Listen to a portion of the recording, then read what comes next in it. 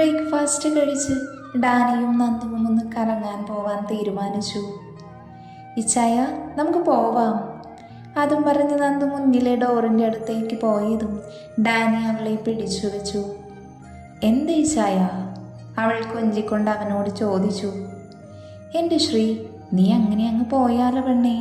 എനിക്ക് ഒരു എനർജിയൊക്കെ ഉണ്ടാവാൻ വേണ്ടിയിട്ടേ ഒരു കിസ് തന്നിട്ട് പോടി. ഡാനി അവളുടെ അരക്കെട്ടിലൂടെ പിടിച്ച് അവനിലേക്ക് ചേർത്ത് നിർത്തിക്കൊണ്ട് ചോദിച്ചു. ദേ ഇച്ചായ, കൊഞ്ചാതെ വിട്ടേ, നമുക്ക് പോവാം, അല്ലെങ്കിൽ നേരം വഴുകി. അവൾ ഡാനിയുടെ മുഖത്തേക്ക് നോക്കാതെ പറഞ്ഞു. ശ്രീ, നീ എന്താ പെണ്ണേ എൻ്റെ മുഖത്തേക്ക് നോക്കാത്തത്? നിന്റെ നാണം ഇതുവരെ മാറിയില്ലേ? ഡാനി നന്ദുവിൻ്റെ താടിയിൽ പിടിച്ചുയർത്തിക്കൊണ്ട് ചോദിച്ചു. ഡാനിച്ച, പിടിവിട്. അവൾ അവൻ്റെ കൈ തട്ടി മാറ്റാൻ ശ്രമിച്ചുകൊണ്ട് പറഞ്ഞു. അയ്യോ, എൻ്റെ പെണ്ണാകെ ചുവന്നു തുടുത്തല്ലോ. ഇങ്ങനെയാണെങ്കിലേ ഇന്നത്തെ പോക്ക് ക്യാൻസൽ ചെയ്യേണ്ടി വരുമല്ലോ പെണ്ണേ. You are try to tempt me. Danny അവളെ കുറച്ചുകൂടെ ചേർത്ത് നിർത്തിക്കൊണ്ട് പറഞ്ഞു. ഇച്ചായ. നന്ദു അവൻ്റെ കണ്ണിലേക്ക് നോക്കി വിളിച്ചു. ആ നിമിഷം അവളും ആഗ്രഹിച്ചിരുന്നു അവനിൽ നിന്നൊരു ചുംബനം. അത് മനസ്സിലാക്കി ഡാനി അവളെ അവിടെയുള്ള ടേബിളിലേക്ക് കയറ്റിയിരുത്തി അവളുടെ അതിരങ്ങളിലേക്ക് ആഴ്ന്നിറങ്ങിയിരുന്നു.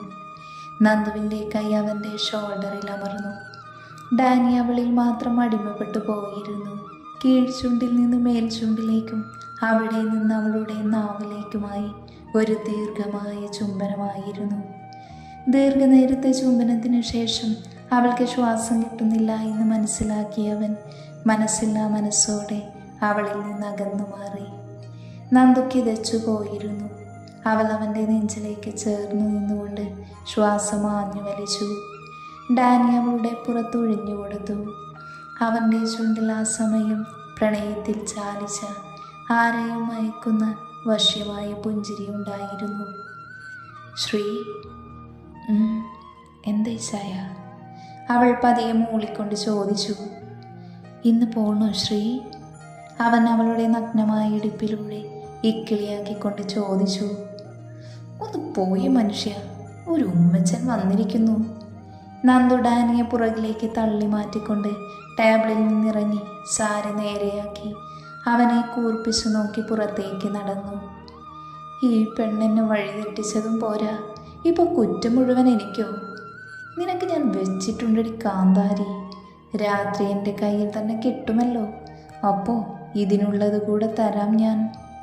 അതും പറഞ്ഞ് ഡാനി കാറിൻ്റെ കീയും ഫോണും എടുത്ത് ഡോറ് പൂട്ടി പുറത്തേക്കിറങ്ങി. പോവാം. നന്ദുവിൻ്റെ അടുത്തേക്ക് അത് പറഞ്ഞു ചെന്നതും നന്ദു അവനെ ഒന്ന് കൂർപ്പിച്ച് നോക്കി. അത് കണ്ട് ഡാനി അവളുടെ അടുത്തേക്ക് വന്നു നിന്നു. നീ വല്ലാതെ ഇതിങ്ങനെ കൂർപ്പിച്ച് വെച്ചാലേ അത് ഞാനങ്ങ് കടിച്ചെടുക്കും. പിന്നെ ഉമ്മച്ചനെന്ന് പറഞ്ഞിട്ടൊന്നും കാര്യം ഉണ്ടാവില്ല, കേട്ടോടി കാന്താരി. കാറ്റുപോലെ അവളുടെ ചെവിയോരം പറഞ്ഞ് ഡാനി ഒറ്റക്കണ്ണിറുക്കി കാറിൻ്റെ ഡോറ് തുറന്ന് ഡ്രൈവിംഗ് സീറ്റിലിരുന്നു. നന്ദു ആണെങ്കിൽ അവൻ്റെ പ്രവൃത്തിയിൽ കിളിപാറി നിൽക്കുവായിരുന്നു. ഡി, നീ വരുന്നില്ലേ? ഡാനി വിളിച്ചു പറഞ്ഞപ്പോഴാണ് നന്ദു ബോധത്തിലേക്ക് വന്നത്. അവൾ ഓടി വന്ന് കാറിൽ കയറിയിരുന്നു. വഷളൻ. നന്ദു സീറ്റ് ബെൽറ്റ് ഇടുന്നതിനിടയിൽ പെറുപെറുത്തു. എൻ്റെ വഷളത്തരെ പൊന്നുമോളെ കണ്ടതല്ലേ, ഇനി എന്നും രാത്രിയും പകലും നമുക്ക് എൻ്റെ വഷളത്തരം കാണാം, പോരെ? അതും പറഞ്ഞ് ഡാനി കാർ സ്റ്റാർട്ട് ചെയ്ത് മുന്നോട്ട് പോയി. ആ നിമിഷം നന്ദുവിൻ്റെ കവിളുകൾ ചുവന്ന് തുളുത്തിരുന്നു. ശ്രീ, പതിയെ നടക്ക് പെണ്ണേ. അവിടെ അടുത്തുള്ള കാട്ടിൽ വെള്ളച്ചാട്ടം കാണാൻ വന്നതാണ് അവർ രണ്ടുപേരും. ചെറിയൊരു കാടാണ്, പേടിക്കാൻ മാത്രമൊന്നുമില്ല. വെള്ളത്തിൻ്റെ സൗണ്ട് കേട്ട് നന്ദു ചിരിയോടെ സാരി ഒതുക്കി പിടിച്ച് മുന്നിൽ നിന്ന് നടക്കുവാണ്. വേഗം വായിച്ചായ. നന്ദു ഡാനിയെ നോക്കി വിളിച്ചു പറഞ്ഞു. ഞാൻ താ വരുന്നു പെണ്ണേ, നീ ഒന്ന് പതിയെ പോ. ഇവിടെ വന്നതിന് ശേഷം ഡാനി കണ്ടത് പുതിയൊരു ശ്രീയെ ആയിരുന്നു. കുറുമ്പും കുസൃതിയുമൊക്കെയുള്ള കുട്ടികളെ പോലെ തുള്ളിച്ചാടി പെരുമാറുന്ന ശ്രീ. ഇവിടേക്ക് വന്നതിൽ പിന്നെ ഡാനിയെ അവൾ മൈൻഡ് ചെയ്തിട്ട് പോലുമില്ല. പിന്നാലെ നടക്കുന്ന അല്ല ഓടുന്നവനെ ശ്രദ്ധിക്കാൻ പോലും അവൾക്ക് സമയമില്ല. അതിൻ്റെ പരിഭവം ഡാനിക്കുണ്ടതാനും. അവിടെ കണ്ട കല്ലുകളിലും ചെറുതായിട്ടൊഴുകുന്ന വെള്ളവുമെല്ലാം ആസ്വദിച്ച് നടക്കുവാണ് പെണ്ണ്. വളരെ കുറച്ച് ആൾക്കാരും അവിടെ ഉണ്ടായിരുന്നു. എല്ലാവരും പ്രകൃതി ആസ്വദിക്കുന്ന തിരക്കിലുമാണ്. എല്ലാവരും കപ്പിളായതുകൊണ്ട് തന്നെ അവർ അവരുടേതായ ലോകത്താണ്. അവിടെ മറ്റാർക്കും സ്ഥാനമില്ല. കുറേ സമയം കഴിഞ്ഞതും നന്ദു ഡാനിയെ നോക്കി പറഞ്ഞു, ഇച്ചായ വിശക്കുന്നു. നന്ദു ഡാനിയെ നോക്കി പറഞ്ഞതും ഡാനി അത് കേട്ടിട്ടുമൊന്നും മിണ്ടാതെ അവളിൽ നിന്ന് മുഖം വെട്ടിച്ചു. ഇത്രയും നേരം മൈൻഡ് ചെയ്യാതെ നടന്നതുകൊണ്ടാണ് അവൻ അങ്ങനെ പിണക്കം നടിച്ചത്. അയ്യോ, എൻ്റെ ഇച്ചായനും എന്നോട് പിണങ്ങിയോ? നന്ദു കൊഞ്ചിക്കൊണ്ട് ചോദിച്ചതും ഡാനി അറിയാതെ ചിരിച്ചുപോയി. നന്ദു ചിരിയോടെ ഒന്ന് ഉയർന്നു വന്ന് അവൻ്റെ കവിളിൽ ചുംബിച്ചുകൊണ്ട് അകന്നു മാറാൻ നോക്കിയതും ഡാനി അവളെ ഇടുപ്പിലൂടെ കൈ ചുറ്റി ചേർത്തു പിടിച്ചു. ഇവിടെയില്ല, ദേ ഇവിടെ തന്നാലേ പിണക്കം മാറ്റാം. ഡാനി അവൻ്റെ അതരങ്ങളിൽ വിരൽ തൊട്ടുകൊണ്ട് അവൻ പറഞ്ഞു. അവൻ്റെ വാക്കുകളിൽ അവളുടെ മുഖം ചുവന്ന് കയറിയിരുന്നു. ഇങ്ങനെ ചുവക്കല്ല പെണ്ണെ, ഒന്നാമത് ഇത് വീടല്ല. ഡാനി ആർദ്രമായി അവളുടെ കാതോരം പറഞ്ഞു. അതാ എനിക്കും ഇച്ചായനോട് പറയാനുള്ളത്. ഇത് വീടല്ല, വേറെ കപ്പിളിവിടെയുണ്ട്. വീടായിരുന്നുവെങ്കിൽ ഒരു കൈ നോക്കാമായിരുന്നു. നന്ദു അവനെ നോക്കി കളിയോട് പറഞ്ഞു. ശരിക്കും? ഡാനി അത്ഭുതത്തോടെ അവളോട് ചോദിച്ചു. ശരിക്കും ഇച്ചായ? എന്നാ പിന്നെ വീട്ടിലെത്തിയിട്ട് മുഴുവനായിട്ടും തന്നാ മതി. ഡാനി കുറുമ്പോട് അവളെ നോക്കി പറഞ്ഞു. ഇപ്പം എനിക്ക് വിശക്കുന്നു, ആദ്യം അത് താ. വാ, ഇവിടെ ഞാൻ വരുമ്പോൾ പോകാറുള്ളൊരു നല്ലൊരു ഹോട്ടലുണ്ട്, അവിടെ പോവാം. ഇവിടേക്ക് നമ്മൾ വന്നതിന് അന്ന് രാത്രിയിലേക്കുള്ള ഭക്ഷണം ആ ഹോട്ടലിൽ നിന്നാണ് വാങ്ങിയത്. എന്ന് വാ പോവാം, വിശന്നിട്ട് വയ്യെനിക്ക്. നന്ദു ഡാനിയുടെ കയ്യിലൂടെ കൈ ചുറ്റി മുന്നോട്ട് നടന്നു. ഇരുവരും ഹോട്ടലിൽ പോയി ഭക്ഷണവും കഴിച്ച് തിരിച്ച് ഗസ്റ്റ് ഹൗസിലേക്ക് എത്തി. അകത്തേക്ക് കയറിയതും ഡാനി നന്ദുവിൻ്റെ കയ്യിൽ പിടുത്തമിട്ടു. നന്ദു എന്താ എന്ന അർത്ഥത്തിൽ അവനെ ഒന്ന് നോക്കി. ഡാനി ഒരു കള്ളച്ചിരിയോടെ അവൾക്കടുത്തേക്ക് നടന്നു വന്നു. എന്താ? നന്ദു സംശയത്തോടെ അവനോട് ചോദിച്ചു. അല്ല, വീട്ടിൽ വന്നാലേ നീ എന്തോ തരാമെന്ന് പറഞ്ഞിരുന്നു, എൻ്റെ പിണക്കം മാറ്റാൻ. എനിക്ക് ഇപ്പോഴും പിണക്കവാ, ഇതുവരെ എൻ്റെ പിണക്കം മാറിയിട്ടില്ല. ഓ അതാണോ? അതപ്പോൾ തന്നെ ഞാൻ മറന്നുപോയി. ഇപ്പം എനിക്കൊന്നും ഓർമ്മയില്ല, വല്ലാത്ത ക്ഷീണം. ഒന്ന് ഫ്രഷായിട്ട് കിടക്കട്ടെ, ബാക്കിയൊക്കെ നാളെ പറയാം. അതും പറഞ്ഞ് നന്ദു വേഗം ഓടി വാഷ്റൂമിലേക്ക് കയറി. ഞാൻ വേണ്ട എന്ന് വെച്ചിട്ടാണ് തൽക്കാലം നിന്നെ വെറുതെ വിട്ടത്, അല്ലാതെ നിന്റെ കഴിവുകൊണ്ട് രക്ഷപ്പെട്ടതൊന്നുമല്ല, മനസ്സിലായോടി? ഡാനി നന്ദു കേൾക്കാൻ പാകത്തിനുറക്കെ വിളിച്ച് പറഞ്ഞതും നന്ദുവിൻ്റെ ചുണ്ടിൽ പുഞ്ചിരി വിരിഞ്ഞു. നന്ദു ഫ്രഷായി നൈറ്റ് വെയർ ഇട്ട തലമുടിയും നന്നായി ചീകി കെട്ടി നേരെ ബെഡിലേക്ക് വീണു. അത്രയ്ക്ക് ക്ഷീണം ഉണ്ടായിരുന്നു അവൾക്ക്. ഇന്ന് മൊത്തം ഓടി നടന്നതുകൊണ്ട് തന്നെ അവൾ വേഗം തന്നെ ഉറങ്ങിപ്പോയിരുന്നു. ഡാനി ഫ്രഷായി ഇറങ്ങിയപ്പോഴേക്കും നന്ദു നല്ല ഉറക്കമായിരുന്നു. ഡാനി ഒരു പുഞ്ചിരിയോടെ അവൾക്കടുത്തേക്ക് വന്ന് കിടന്ന് കംഫർട്ട് എടുത്ത് ഇരുവരെയും ഒരുപോലെ പുതപ്പിച്ച് AC അഡ്ജസ്റ്റ് ചെയ്ത് അവളെ ചേർത്ത് പിടിച്ച് നെറ്റിയിൽ മൃദുവായി ചുംബിച്ചു.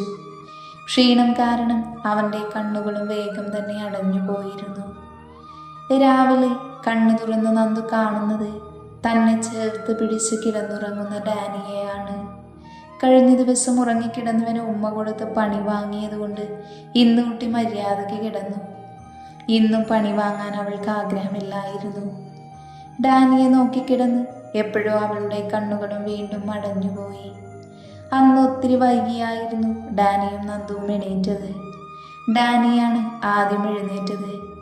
എഴുന്നേറ്റതും ഡാനി നന്ദുവിൻ്റെ നെറ്റിയിൽ മൃദുവായി ഒന്ന് ചുംബിച്ചിട്ട് പെട്ടെന്ന് തന്നെ ഫ്രഷായി കിച്ചണിലേക്ക് പോയി. ഡാനി കോഫി ഉണ്ടാക്കുന്നതിനിടയിൽ പിന്നിലൂടെ 2 കൈ ചുറ്റി വന്നതും ഡാനി പുഞ്ചിരിയോട് അവളുടെ കൈകളിൽ കൈകോർത്ത് പിടിച്ചു. എന്തു പറ്റി? ഇന്ന് എണീക്കാൻ ലേറ്റായല്ലോ? ഡാനി തലതിരിച്ച് അവളെ നോക്കി ചോദിച്ചു. എണീറ്റതാ, പക്ഷേ വീണ്ടും ഞാൻ ഉറങ്ങിപ്പോയി. നന്ദു അവൻ്റെ മുതുകിൽ മുഖമുരസിക്കൊണ്ട് പറഞ്ഞു. നീ ഫ്രഷായോ? ഇല്ലല്ലോ. ഇല്ല. എന്നാ വേഗം ഫ്രഷായിട്ട് വാ, ബ്രേക്ക്ഫാസ്റ്റ് കഴിക്കാം. ഞാൻ കുറച്ചു നേരം കൂടെ ഇങ്ങനെ നിന്നോട്ടെ ചായ. കുറച്ച് കഴിഞ്ഞിട്ട് പോവാം. എന്താ ചായം ബ്രേക്ക്ഫാസ്റ്റ് ഉണ്ടാക്കിയത്? അവൻ്റെ മുതുകിൽ ഒന്നുകൂടി മുഖമർത്തിക്കൊണ്ട് നന്ദു ചോദിച്ചു. നീ ഇങ്ങനെ നിൽക്കുന്നത് കൊണ്ടേ നിനക്ക് പ്രശ്നമൊന്നും ഉണ്ടാവില്ല. പക്ഷേ എനിക്കെന്തൊക്കെയോ തോന്നുന്നു. നിന്റെ പഞ്ഞിക്കെട്ടെൻ്റെ ശരീരത്തിൽ അമരുന്നുണ്ട്. അത് പൊന്നുമോള് മറക്കണ്ട. ഡാനി കുസൃതിയോട് അവളെ നോക്കിക്കൊണ്ട് പറഞ്ഞു. അങ്ങനെ ഒന്നും തോന്നണ്ട. ഫ്രഷായിട്ട് നമുക്കിന്ന് കറങ്ങാൻ പോകണം. ഇല്ല ശ്രീ, ഇന്ന് നമ്മൾ എങ്ങോട്ടും പോവില്ല. ഇന്ന് നമ്മൾ മാത്രം നമ്മുടെ ഈ വീട്ടിലുണ്ടാകും. പുറത്തോട്ടൊന്നും പോകാനേ തൽക്കാലം ഞാൻ ഉദ്ദേശിക്കുന്നില്ല. നാളെ രാവിലെ നമുക്ക് തിരികെ പോകേണ്ടതാണ്. നിന്നെ എവിടെയെങ്കിലും കൊണ്ടുപോയാലേ പിന്നെ നിനക്ക് പോകുന്ന സ്ഥലവും കാണുന്ന കാഴ്ചയും മാത്രം മതിയാവും. ഞാനെന്നൊരാൾ നിന്റെ കൂടെയുണ്ട് എന്ന് പോലും നിനക്ക് ഓർമ്മയില്ല. അതുകൊണ്ട് ഇന്നത് നടക്കില്ല. എന്തായാലും ഇന്ന് പൊന്നുമോളെൻ്റെ കൂടെയായിരിക്കും. ഇന്ന് നമ്മൾ മാത്രം മതി. ഡാനി പ്രണയത്തോടെ പറഞ്ഞതും നന്ദുവിൻ്റെ മുഖം ചുവന്നു കയറി. ചുവന്ന മുഖം അവനിൽ നിന്ന് ഒളിപ്പിക്കാൻ അവൾ അവൻ്റെ മുതുകിൽ മുഖമമർത്തി നിന്നു. എന്താ ചായൻ ഉണ്ടാക്കുന്നത്? വിഷയം മാറ്റാൻ എന്നോണം നന്ദു ചോദിച്ചു. ഇൻസ്റ്റൻറ്റ് ചപ്പാത്തി ഇന്നലെ ഫുഡ് കഴിച്ച് പോരുമ്പോൾ ഞാൻ വാങ്ങി കാറിൽ വെച്ചിരുന്നതാ. ഇവിടെ പ്രത്യേകിച്ച് അങ്ങനെ ഒന്നും ഞാൻ കുക്ക് ചെയ്യാറില്ല. കൂടിപ്പോയ ഒരു കോഫി ഇടും, അത്ര തന്നെ. അല്ലാതെ ഇവിടെ വലിയ കുക്കിംഗ് ഒന്നും ഇല്ലാത്തതുകൊണ്ട് കുറച്ച് ആവശ്യ സാധനങ്ങൾ നമ്മൾ വീട്ടിൽ നിന്ന് പോന്നപ്പോൾ വാങ്ങിയിരുന്നു. ആ സമയം നീ പോത്തുപോലെ കാറിലിരുന്ന് ഉറങ്ങുകയായിരുന്നല്ലോ. ഡാനി അത് പറഞ്ഞുകൊണ്ട് അവൻ്റെ ജോലി തുടർന്നു. അപ്പം ഞാൻ ഫ്രഷായിട്ട് വരാം, എന്നിട്ട് നമുക്ക് ഒരുമിച്ച് കഴിക്കാം. അങ്ങനെ അങ്ങ് പോവല്ലേ ശ്രീ. എന്താ? അവൾ സംശയത്തോടെ നോക്കി ചോദിച്ചു. എനിക്ക് മോർണിംഗ് കിസ് തന്നില്ലല്ലോ. ഞാൻ പല്ല് തേച്ചിട്ട് വരട്ടെ, എന്നിട്ട് തരാം ചായ. എന്നെ വിട്ടേ. വേണ്ട, ഇങ്ങനെ തന്നാ മതി. ഡാനി അത് പറഞ്ഞ് നന്ദുവിന് ചിന്തിക്കാനുള്ള സമയം കിട്ടുന്നതിന് മുന്നേ അവളെ തന്നിലേക്ക് ചേർത്ത് പിടിച്ച് അവളുടെ അതിരങ്ങൾ കവർന്നെടുത്തിരുന്നു. നന്ദു കുതിരാൻ ശ്രമിച്ചു. എങ്കിലും ഡാനി വിടാതെ അവളുടെ അതിരങ്ങൾ നുണഞ്ഞെടുത്തു. നന്ദുവിന് അവളുടെ ശരീരത്തിലൂടെ ഒരു തരിപ്പ് കടന്നു പോയതുപോലെ തോന്നി. ഡാനി ആവേശത്തോടെ അവളുടെ അതിരങ്ങളെ കടിച്ചു വായിലാക്കി നുണഞ്ഞു. അവൻ്റെ കൈകൾ അവളുടെ തോളിൽ നിന്നും മെല്ലെ ഇഴഞ്ഞു മാറിലേക്ക് എത്തിയതും നന്ദു ഞെട്ടിക്കൊണ്ട് കണ്ണുകൾ തുറന്നു. തന്നോട് ചേർന്നു നിൽക്കുന്നവനിലെ മാറ്റം തിരിച്ചറിഞ്ഞതും തള്ളി മാറ്റിയില്ലെങ്കിൽ ശരിയാകില്ല എന്നോർത്തതും നന്ദു ഡാനിയെ പിന്നിലേക്ക് തള്ളി. എന്താടി പുല്യ നീ ചെയ്തത്? ഏയ് ഒന്നുമില്ല, ഇപ്പോഴേ ഇത്രയും മതി. നന്ദു അത് പറഞ്ഞ് ചുണ്ടുകൂട്ടിയൊന്ന് പുച്ഛിച്ചിട്ട് ഫ്രഷാകാനായി കയറിപ്പോയി. നന്ദു ഫ്രഷായി വന്നതും ഡാനിയും നന്ദുവും ഒരുമിച്ചിരുന്ന് ഭക്ഷണം കഴിച്ചു. അതിനുശേഷം ഡാനി അവളെയും കൂട്ടി വീട്ടിനുള്ളിൽ തന്നെയുള്ള വലിയൊരു ഊഞ്ഞാലിൽ അവളെ ഇരുത്തി അവളുടെ മടിയിൽ അവനും വന്ന് കിടന്നു. ശ്രീ, എനിക്ക് നിന്നോട് കുറച്ച് സീരിയസ് കാര്യങ്ങൾ പറയാനുണ്ട്. എന്താ ചായ? എന്താണെങ്കിലും പറഞ്ഞോ. എന്നെ പറ്റി തന്നെയാണ്, എൻ്റെ കുടുംബത്തെ പറ്റി, മമ്മയെ പറ്റി. ഇതെല്ലാം നീ അറിഞ്ഞിരുന്നാൽ മാത്രമേ നമുക്കിനി മുന്നോട്ട് പിടിച്ചു നിൽക്കാൻ സാധിക്കൂ. നീ ഒന്നും അറിയാതിരുന്ന എല്ലാവർക്കും ചിലപ്പോൾ അവരുടെ കാര്യങ്ങൾ നടത്താൻ ഈസിയാവും. അതുകൊണ്ട് എല്ലാം നീ അറിയണം. ഇച്ചായൻ പറ. അവൻ മൂളിക്കൊണ്ട് പറയാൻ തുടങ്ങി. സാരമമ്മ എൻ്റെ സ്വന്തം അമ്മയല്ല. ഡാനി പറഞ്ഞതും നന്ദു ഞെട്ടിക്കൊണ്ട് അവനെ തന്നെ നോക്കി. ഇച്ചായ, സത്യമാണ് ശ്രീ, എൻ്റെ മമ്മ അവരല്ല. അതല്ലാതെ വേറെയുമുണ്ട് കാര്യങ്ങൾ. എന്ത്? അതാ ഞാൻ പറയാൻ പോകുന്നത്. എല്ലാം നീ വ്യക്തമായിട്ട് കേട്ട് മനസ്സിലാക്കുക തന്നെ വേണം. ഇച്ചായൻ പറഞ്ഞു. ഞാൻ കൂടെ എന്തിനും ഉണ്ടാകും. നന്ദു അവൻ്റെ കൈകളിൽ കൈകോർത്ത് പിടിച്ചു. ഒരു കൈ കൊണ്ട് അവൻ്റെ തലയിൽ തലോടിക്കൊണ്ട് പറഞ്ഞു. എൻ്റെ മമ്മ മരിച്ചു പോയതാണ് ശ്രീ.